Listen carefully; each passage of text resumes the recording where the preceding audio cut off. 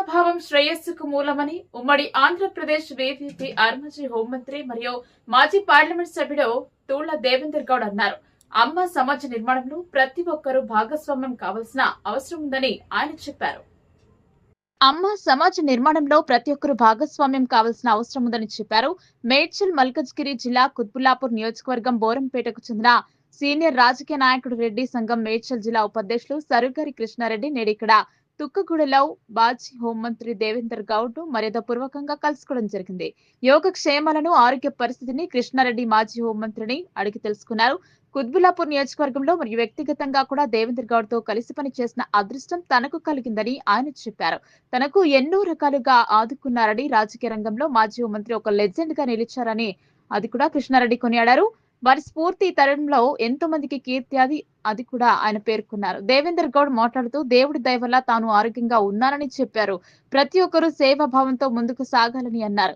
ఈ సందర్భంగా దేవేందర్ గౌడ్ తన అన్నగారైన స్వర్గీయ డాక్టర్ తుళ్ల యాదయ్య గౌడ్ వర్ధంతి కార్యక్రమంలో మరియు విగ్రహ ఆవిష్కరణ కార్యక్రమంలో పాల్గొన్నారు. ఈ సందర్భంగా రాష్ట్ర బీజేపీ కార్యవర్గ సభ్యులు మరియు దేవేందర్ గౌడ్ తనయుడు అయిన వీరేందర్ గౌడ్ ను, అతని సోదరులను, దేవేందర్ గౌడ్ సోదరుడు అశోక్ గౌడ్ ను కూడా మర్యాదపూర్వకంగా కలుసుకున్నారు. పాఠశాల రావాలి అని చెప్పి నాన్నగారి కోరిక మేరకు అప్పుడు ప్రభుత్వంలో 2003లో ఇక్కడికి అప్రూవల్ రావడం జరిగింది.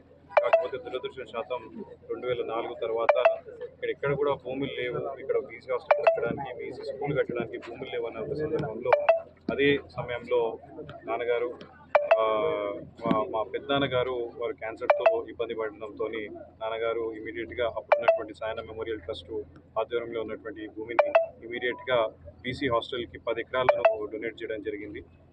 చేసిన తర్వాత మళ్ళీ ఇప్పటి వరకు క్రమక్రమంగా దానికి ప్రభుత్వం కానివ్వండి, ఆ తర్వాత వచ్చిన ప్రభుత్వాలన్నీ కూడా ఎంతకు వీలైతే అంతవరకు డెవలప్ వస్తూ ఉన్నాయి. అయితే ఇప్పుడు డాక్టర్ యాదయ్య గారి వర్ధంతి సందర్భంగా మా అన్నయ్య కిషోర్ కుమార్ గౌడ్ గారు 10 లక్షల రూపాయలు ఇక్కడ ఈ స్కూల్ గ్రామీణ బ్యాంకులో ఎఫ్డీ చేసి ప్రతి సంవత్సరం దాని నుంచి వచ్చే ఇంట్రెస్ట్ని ఇక్కడ ఉన్నటువంటి విద్యార్థులు ఎవరైతే ఉత్తమమైనటువంటి స్థానంలోకి వస్తారో వాళ్ళకి ఈ క్యాష్ రివార్డ్ని ఇస్తూ ఇక్కడ ఉన్నటువంటి విద్యార్థులకి ప్రోత్సహించేటువంటి ఒక ప్రక్రియను వారు చేస్తూ ఉన్నారు. దాంతోపాటుగా 1,50,000 రూపాయలు ఖర్చు పెట్టి ఈ బీసీ హాస్టల్లో ఆరో ప్లాంట్ను కూడా స్థాపించడం జరుగుతూ ఉంది. ఎందుకంటే ఇక్కడ తాగడానికి నీళ్ళది ఇబ్బందికరంగా ఉందని చెప్పి తెలిసిన వెంటనే ఇక్కడ బీసీ హాస్టల్లో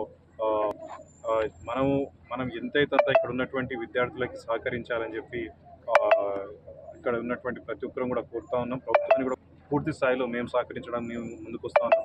ప్రభుత్వం కూడా ఇక్కడ ఉన్నటువంటి చిన్న సమస్యలు ఉన్నాయి. ఇక్కడికి రోడ్డు సమస్య ఒకటి చాలా పెద్దగా ఉంది.